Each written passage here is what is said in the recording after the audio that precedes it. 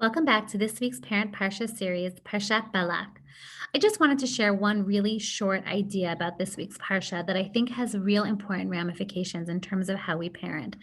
A few weeks ago, last week or the week before, we were talking about the notion of community and how we today juggle the notion of community needs, community requests, and being part of a community, and also how we juggle that against our own internal nuclear family needs. The notion that community, above all else, was the way in which the Tanakh was framed, and the notion of the me or the I, and whatever that looks like, is something that has evolved over time and is a much more modern day notion. And we're always balancing these two things as being part of a community and also thinking about what my own personal family needs or what my own child needs and trying to make good, important decisions based on those things and setting ourselves up for success. A theme that we have articulated and come back to over and over and over again in the last few months.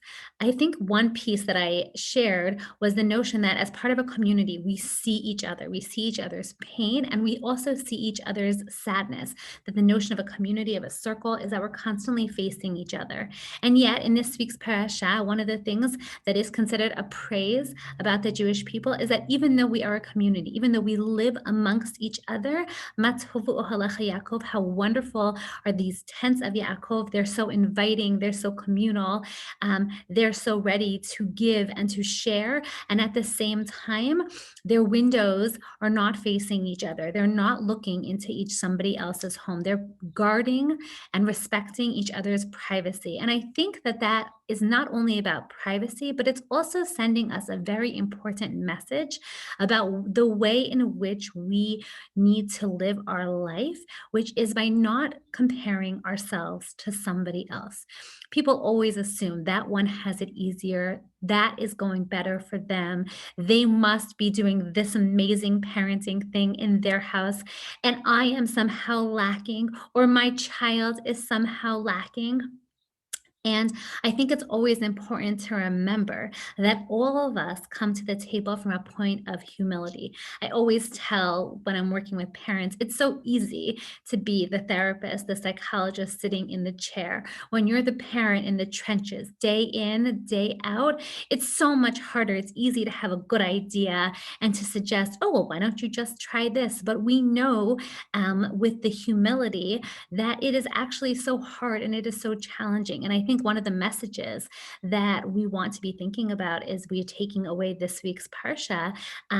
Is this notion of comparison is the thief of joy. And I'm even thinking about this notion of tents and camping that so many people are getting ready to figure out what their kids' summer plans look like.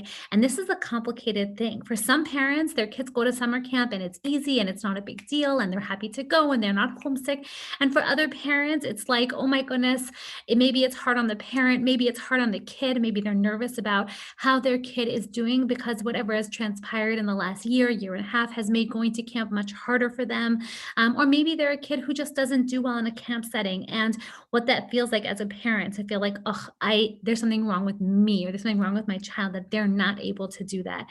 And I really want to think about the notion that Matov Ohalecha Yaakov, how beautiful are the tents of Yaakov that we recognize that everybody is doing the best that they can, and that we want to not be looking into each other's homes and trying to compare what I'm going through to what somebody else is going through, to what's happening in my life, and really not only being kinder to the ways that we judge other people and thinking about this notion of not looking into other people's home as a moment to take a step back and not judge other people, but also not to judge ourselves, right? We want to be reflective about ourselves as parents, as people, as spouses, no matter what. But I think that there's also a notion of being kinder to ourselves, letting that voice be a little bit less critical. I love this image where it says, stop comparing yourself to others.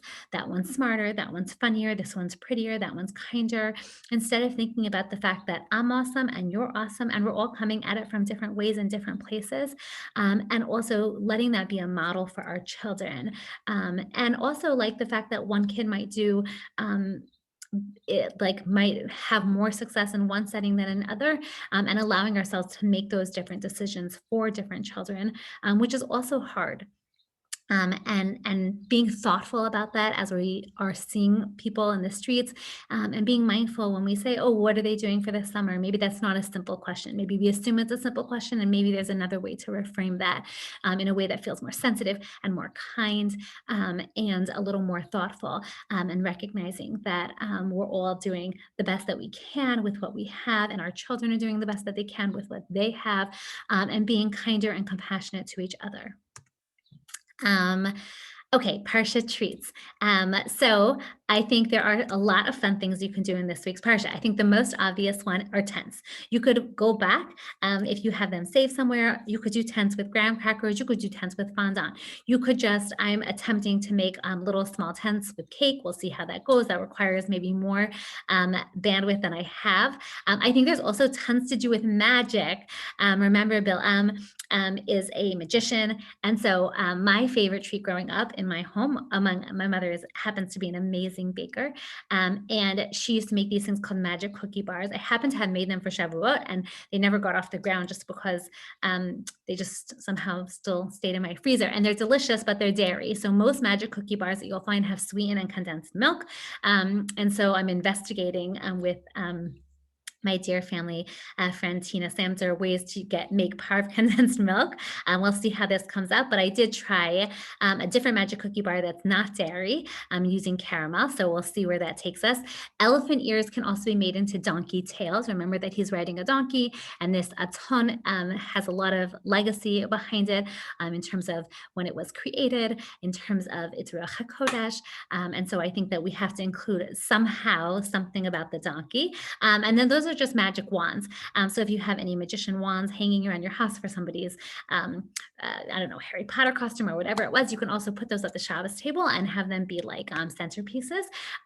But those were the different ideas that were going through my head this week as I was trying to think of magic and think of donkeys, and thinking about the brachot that we ultimately end up getting. And I also think it's just an opportunity to think about hospitality, right? So really thinking about the fact that we are a nomadic people and we're a people of hospitality, and they're talking about our tents. And so different ways that we can be hospitable this Shabbat in lots of different ways. So I'm excited to see what you do in your home, and I will happily share some of the things that we're going to do in our home. And I hope everybody has a Shabbat Shalom and an easy and meaningful fast as we're coming up on Shabbat Sabbath Tammuz and the 3 weeks.